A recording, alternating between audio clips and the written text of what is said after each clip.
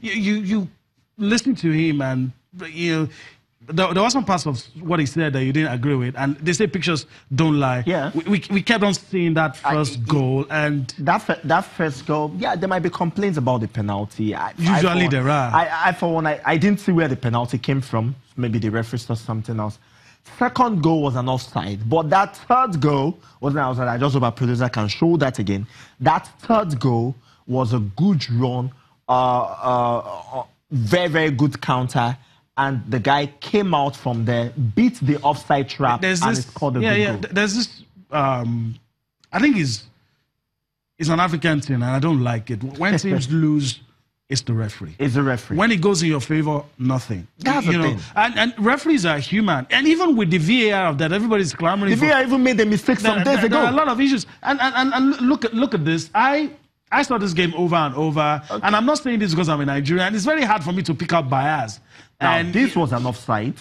I agree with this. It was an offside because the play-to-player was close. It was kind of close, but it was there. It was there. The play-to-player was there. But the third goal, this one wasn't an offside. I mean, look at it. He came out. The striker came out. And of course, rounded the goalkeeper and it scored. But the first goal, which was a penalty, I didn't see that as a penalty. It's going to be very subjective for us to start saying it was a goal, it wasn't a goal, and everybody with their opinion anyway. So we leave it at that. Wish Plateau United all the best. It's hard to imagine that you could throw a 3-0 first leg. Stranger things has happened here in football, but we'll see. We'll see. All the best to Plateau United. All right, let's talk about another team in the CAF Champions League, but we'll have to do that after this break. We'll be talking about MFM. We'll be talking about Aqua United, the other Nigerian teams on the continent.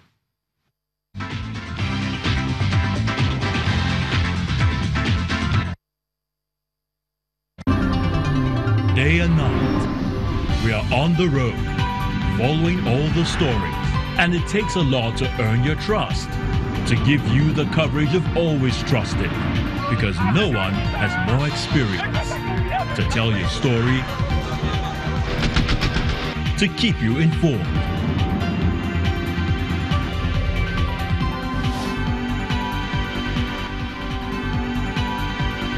News at 10. The Channels 24 app means you'll always be in touch with the news. Get the latest local and international stories on the go. And there's our social media platforms for news from around the world. Watch the news live and play videos that matter to you. You can also check the Eyewitness section to report events around you. Just click on the Eyewitness icon and follow the instructions to upload your content. Channels 24 app, the news at your fingertips.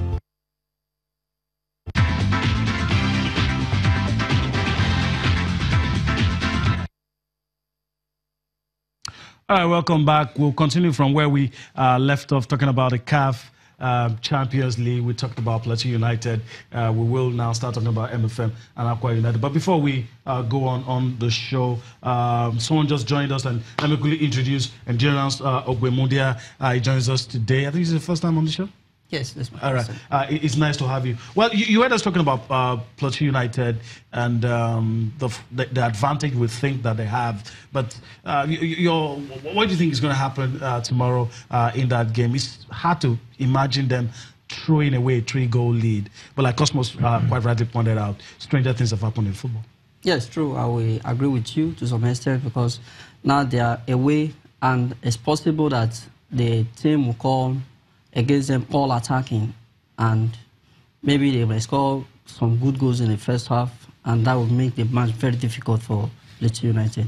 But if they can hold their stand and make sure they don't concede any goal at the first half, I'm very sure Plateau United will go to the next round. Okay, all right. So keyword from Endurance there is make sure you don't consider the first half. If you've not considered any goal in the first half and you come in the second half, then you have a good chance. All right. All the best once again to Plateau United. All right, let's talk about MFM. A piece of news coming is that the Agege Stadium has been approved by CAF. It has now met the required standard. And these are the pictures. Pictures, they say, do not lie. The players have their locker room now. You know, a lot of... it's up to scratch. It's a lot of money. The players sitting down. Some of the things you get used to when you see... when you watch the English Premier League and all that, all the facilities have been put right there, and it's heartwarming. The Agege Stadium, Soccer Temple, is ready for Real Bamako tomorrow. And the good thing is that even after this competition, you can say that you have first-class facilities at the Agege Stadium Cosmos. Well, this has actually, you know that myth about Agege, the fact that Agege is a place where you have, in quotes, never do well people, but then Agege Stadium has actually opened a place that's transformed Agege. I mean, Agege Stadium was first used at the National Festival, the National Sports Festival in 2012, and right now you have a stadium that has hosted the Nigeria Professional Football League, and it's going to host the CAF Champions League as well. Now, they needed to do a bit of a facelift as well. You look at the dressing room of both the away teams and the home teams, and you're like, wow. Now, take it to the media tribune where journalists will be sitting. That is one of the best I've seen, you know, where you can actually walk, send in your report, and of course you can charge your facilities. Very comfortable, you know, comfortability is there. Then of course check out the VIP stand, one of the best in the world. Now you imagine if you have, and that is why kudos must go to the Lagos State government, yes, sure. Governor Akinwumi Ambode, and of course the late former special advisor to the governor on sports, and of course commerce and industry, Deji Tinubu, for, you know, making sure that they give this support to MFM. Is awesome, and I think kudos must go to them. Now MFM football clubs must do something.